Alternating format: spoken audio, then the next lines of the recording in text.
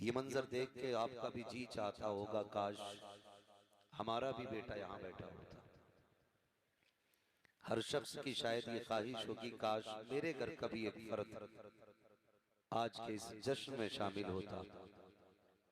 मैं आपको एक बात बता दूं, 3 मौके इंसान की जिंदगी में आते हैं जब इंसान सबकी निगाहों का मरकज होता है। एक वक्त तो तब जब इंसान पैदा होता है तो जो भी देखने आता है सिर्फ पैदा होने वाले को देखने के लिए आता है। नंबर 2, जब बंदा दुल्हा बनता है तो बाराती कितने स्मार्ट खूबसूरत क्यों ना हो, दूल्हा कलवा भी है तो सब कलवा को देखेंगे, इसलिए कि आज दूल्हा वही बना। तीसरी बात, वो तीसरा मकाम जब बंदा सबकी निगाहों का मरकज होता है तो वो उस वक्त होता है जब वो कब्र के लिए दूल्हा बनाया जाता है। फिर चाहे कितने बड़े बड़े लोग क्यों ना हो, लेकिन सबकी नजरें उसी पे जमी रहती हैं, सब उसी को बार बार देखते हैं। जिंदगी में इंसान 3 बार बहुत ज्यादा दूल्हा बनता है। ये आम लोगों की बात है, लेकिन मैं मुकद्दर को सलाम करता हूं कुरान वालों के कि ये जिंदगी में बार बार दूल्हा बना करते हैं।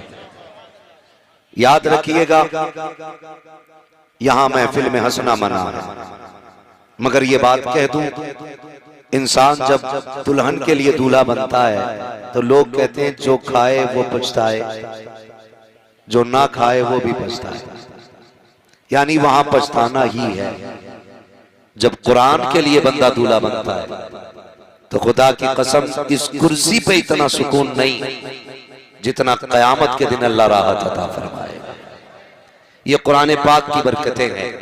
मुझे अभी मोइन भाई ने बताया कि तलबा मदरसे के अंदर सैकड़ों के तादाद में तालीम हासिल करते हैं और सबका कफील इदारा खुद है, यानी खाना नाश्ता सबको मदरसा ही देता है।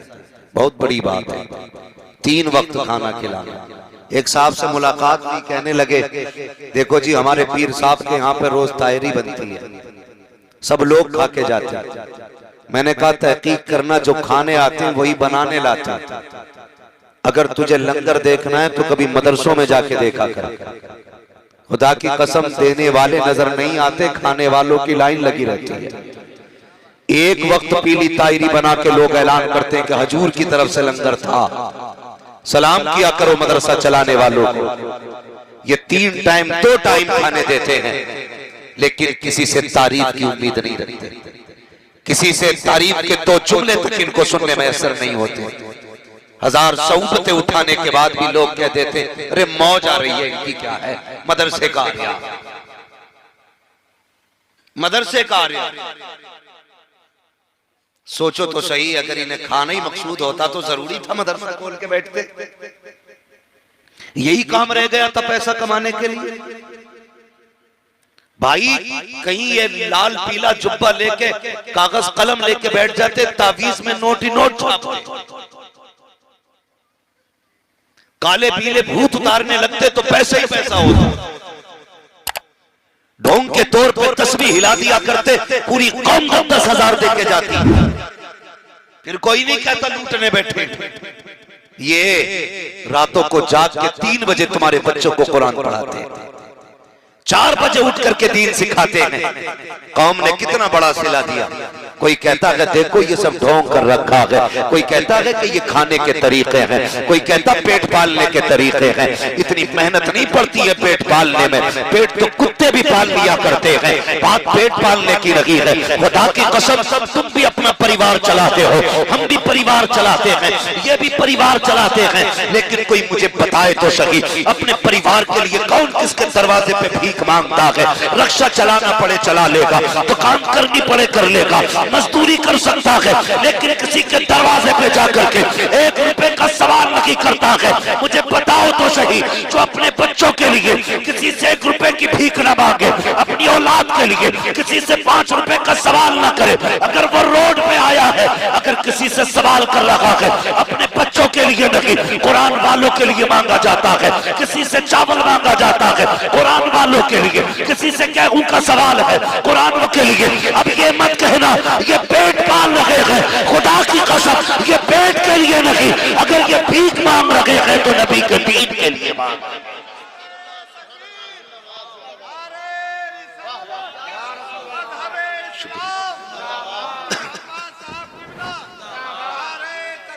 अगर ये मांग भी रहे ना, अपने लिए नहीं, दीन के लिए, कुरान के लिए।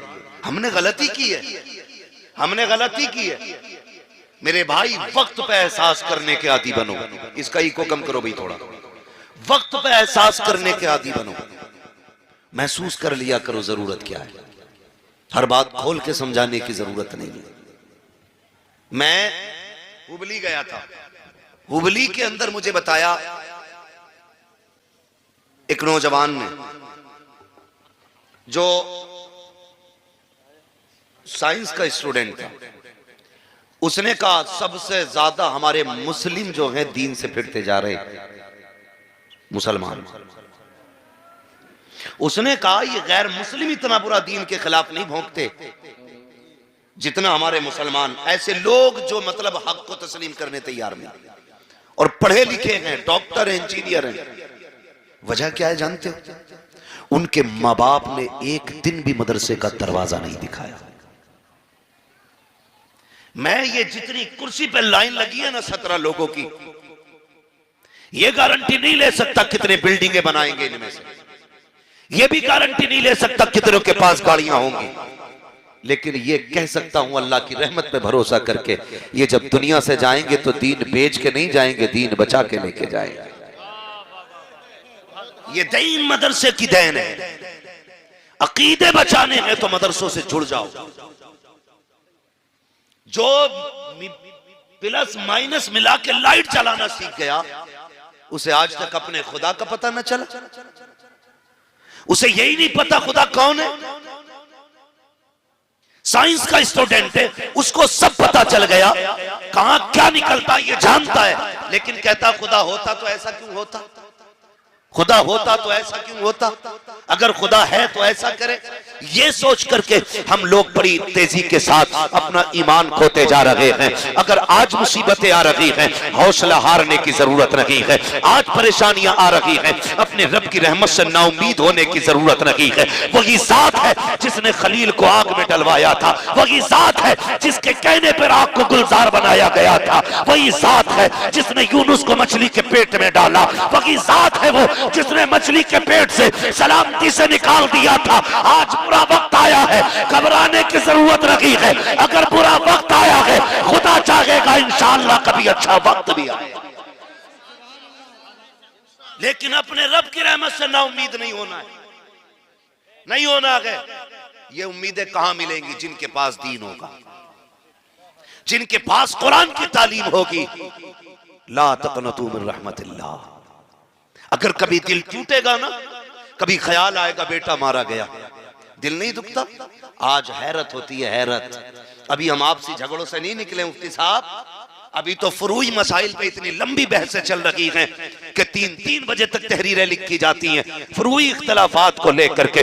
निकलो इन चीजों से यार। वो देखो पूरी तैयारियां हो गई मदरसे बंद करने की, पूरी तैयारी हो चुकी है मदरसों को ताला लगाने की। खुदा की कसम, जो लोग ये कहते हैं मदरसे इसलिए बंद किए जाएं कि यहाँ आतंक की तालीम दी जाती है, मैं कहता हूँ जरा तालीम बंद करने से पहले तारीख के वर्क पलट के देख लो। हिंदुस्तान की आजाद कराने की बात आई थी तो सबसे पहले आगे बढ़ने वाला मदरसे का शहजादा था, जिसने अपना सर तो दे दिया था, लेकिन फतवा जो आजादी का दिया था उसको वापस नहीं लिया था। उसी जात को फजल हक खैराबादी कहा जाता है। मुझे बताओ तो सही, हिंदुस्तान को आजाद कराने के लिए पहला कदम उठाने वाला ये मदरसे का बेटा नहीं तो और कौन था?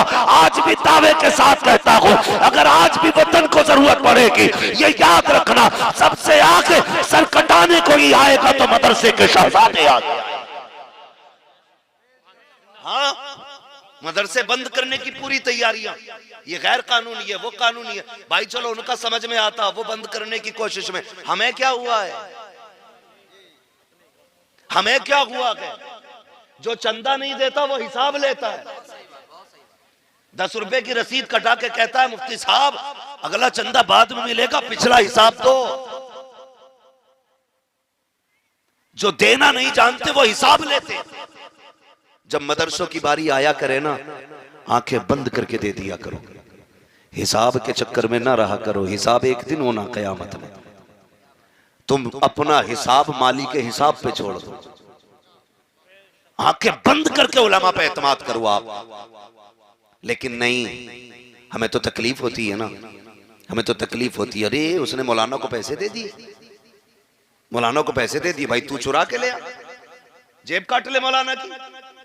अब्बा मरेगा तो मदरसे की तरफ मुंह करता, दम ना निकल लिया एक बच्चा दे दो, दम नहीं निकल लिया यासीन पढ़वा दो। चंदे की बारी आए तो जेबे खंगालता है, कहता मेरे पास नहीं है देने के लिए पैसा।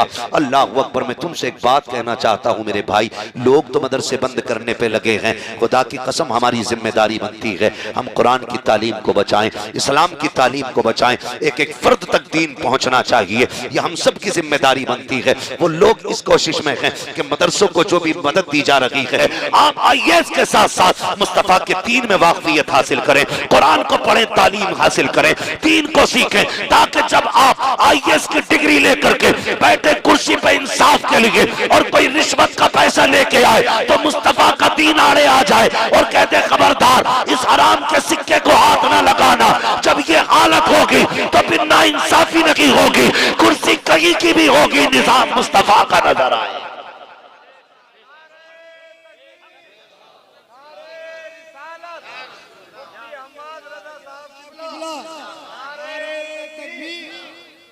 तालीम हासिल करें, कुरान सीखें, दीन सीखें, आगे बढ़े।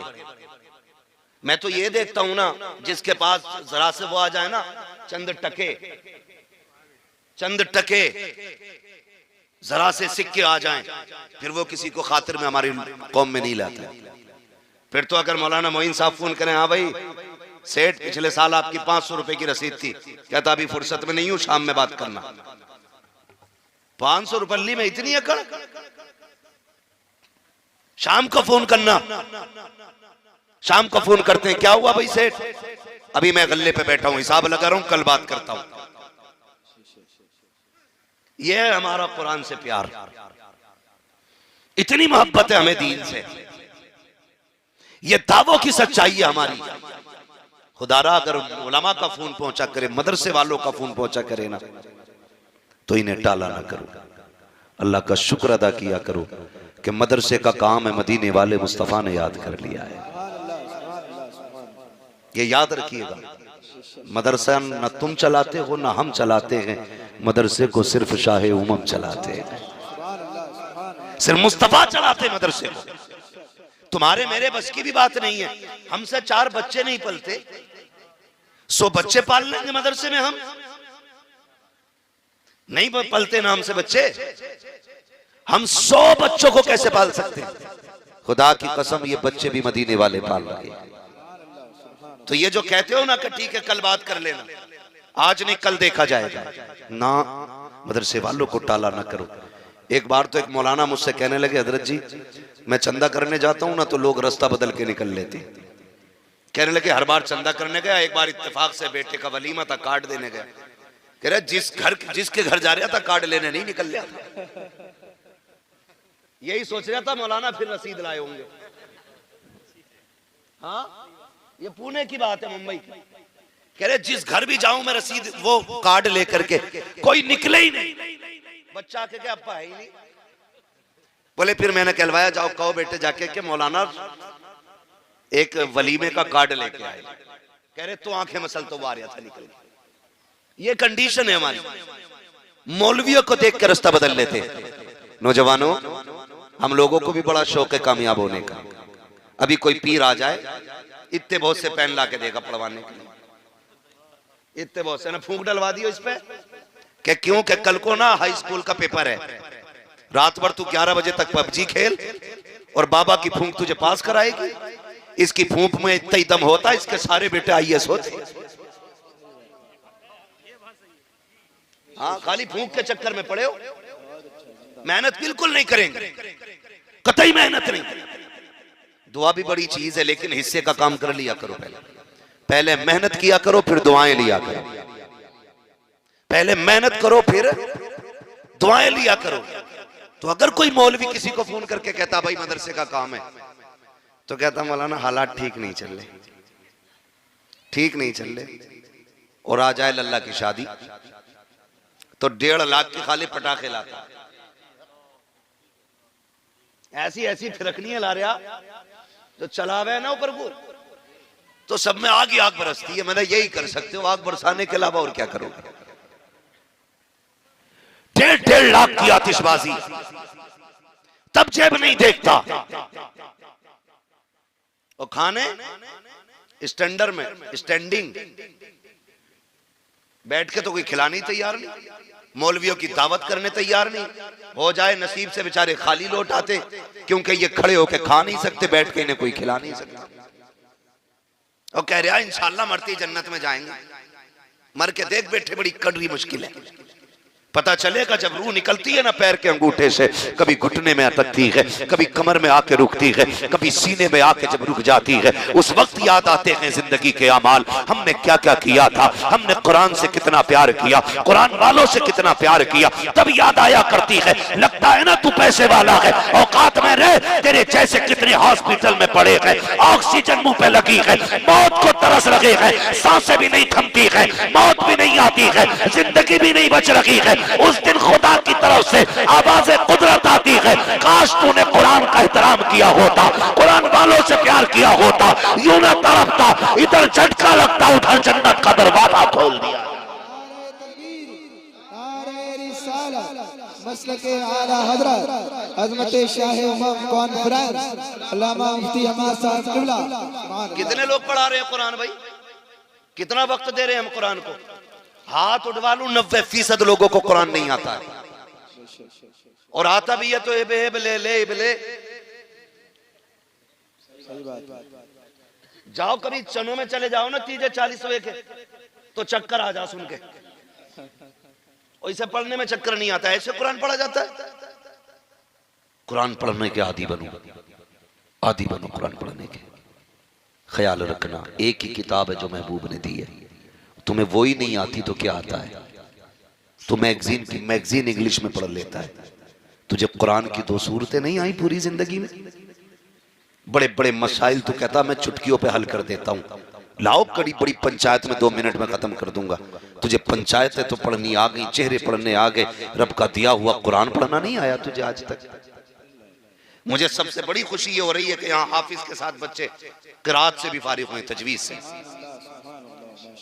मिंबर वाले भी इस बात पे तवज्जो दें, सबसे ज्यादा फुकदान तजवीद का है, सबसे ज्यादा फुकदान। कभी कभी पीरों को मुफ्ती तहसीन साहब आगे बढ़ाना पड़ जाए, हुजूर नमाज पढ़ा दो, ऐसी नमाज पढ़ावे कसम से दिल करे इसका जनाजा पढ़ ले। बिल्कुल सच्चाई है। ये मामला कुरान का, ये इतने बड़े बड़े जिम्मेदार उलमा बैठे, ये सब काबिल लोग हैं। दावे के साथ कह रहा हूं, सुने, इन जिम्मेदार लोगों की मौजूदगी में कह रहा हूं इस बात को। नहव, सर्फ, फलसफा, मंतिक, ये सारे उलूम व फनून इसलिए पढ़ाए जाते हैं ताकि हमें कुरान आ जाए। असल मकसूद कुरान था, लेकिन बना फिर रहा खतीबुल हिंद। खुतबे में 26 गलती, बताओ। और तजवीद का मसला ही कोई नहीं, पढ़ने तैयार नहीं। याद रखिएगा, जितना कुरान नमाज में पढ़ना जरूरी है ना, उतने कुरान को तजवीद के साथ पढ़ना फर्ज है। मा यजूज़ु बिही सलाह, ये कुरान दुरुस्त होना चाहिए, लेकिन पता ही ना चल गया। ऐसी सूरे फाता पढ़े गुड़मड़ैया करके कि पता ही नहीं चलता किधर निकल गया। और दुआएं इतनी तफसील से याद कर रखी है कि हुजूर दुआ कला दो तो 25 मिनट तक दुआ कलाता। अरे अल्लाह बख्श दे, दे जन्नत तेरे बाप की है। हालात देखो हमारे, कुरान सीखो, कुरान को सिखाओ। तुम्हें नहीं पता है, दावे के साथ कहता हूँ, मंतिक वाला मंतिक पढ़े, कुरान मंतिक वाला मंतिक पढ़े, फरिश्ते नहीं उतरेंगे। फलसफे में बहस की जाए, फरिश्ते होठ चूमने नहीं आएंगे। जितना चाहो जरा भाई अजरिबू कर लो, कभी कोई सलामी नहीं आएगी। लेकिन जब कुरान वाले कुरान लेकर बैठते हैं, आसमान से फरिश्तों की लाइन लग जाती है, पढ़ने वाले के लबों को चूमा जाता है। मुझे बता तो सही, अगर कुरान पढ़ने वाले के पढ़ने में इतनी इज्जत रखी है तो खुदा ने उसके सीने में कितनी इज्जतें रखी है। क्यों नहीं पढ़ते कुरान? कह रहा आ जाएगा। असल में हम भी कहीं ना कहीं गलती कर बैठे। पैसे वालों की नमाज जनाजा हम भाग के पढ़ाने जाते हैं कि पिछली बार गए थे तो 3000 का मुसाफा किया था, मर गए प्रधान, जा रहे नमाज जनाजा पढ़ाने। तो वो भी सोच रहे अरे कोई पढ़े ना पढ़े, पीर साहब पढ़ा देंगे आकर नमाज जनाजा।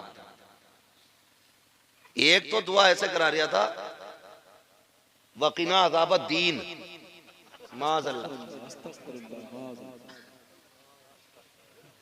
जुमले देखे, तमीज तक नहीं है और बने फिर रहे। मैं कहता हूं खुदा की कसम, नसीब वाला है जो सुबह शाम कुरान पढ़ा करता है, मुकद्दर वाला है जिसके घर में कुरान पढ़ा जाता है। हाँ, अल्लाह माफ करे, हिज्जे खत्म नहीं हो रहे। और ये आलिमा लड़की इसलिए नहीं देखते क्योंकि खुद कुरान नहीं आता। ये 1.5 हिज्जे से पढ़ लिया, बीवी 2 हिज्जों से पढ़ रही है, डबल वालों से। और रुखसती होती है ना, सबसे पहले कुरान लाया जाता। रुको, दुल्हन बाद में बैठेगी, पहले कुरान रखो। क्यों भाई? का इसके बगैर बारात अधूरी है। कुरान नहीं जहेज में तो कुछ भी नहीं। मैं पूछना चाहता हूं, जब कुरान को आगे किया जाता है दुल्हन की रुखसती के बगैर, तब कुरान नहीं कहता होगा मुझे बता तो सही, अब मैं याद आ रहा हूं 3 दिन पहले तूने डीजे लगाया था, तब तुझे मेरी याद नहीं आई थी। 7 दिन पहले से दादी ढोलक बजा रही थी, तब तुझे कुरान की याद नहीं आ रही थी। रात के 3-3 बजे तक तमाशे हो रहे थे, तब तुम्हें कुरान का ख्याल नहीं आया। तेरी कौम के नौजवान बेटे तमक के आके डांस करते रहे, तब तुम्हें मेरी याद नहीं आई। तेरी बेटियां दुपट्टे उतार करके कानों के आगे बदतमीजी के साथ नाचती रही, तब तुझे मेरी याद नहीं आई। जब बेटी गाड़ी में बैठने लगी है, अब तुझे मेरी याद आ रही है। ये तूने नाइंसाफी की है। ए मेरी कौम के शहजादों, तुम्हें खुदा का वास्ता सिर्फ ऐसी बेटी से निकाह न करना जो गाड़ी में कुरान लेके आए, ऐसी बेटी से निकाह करना जो सीने में कुरान लेके आए।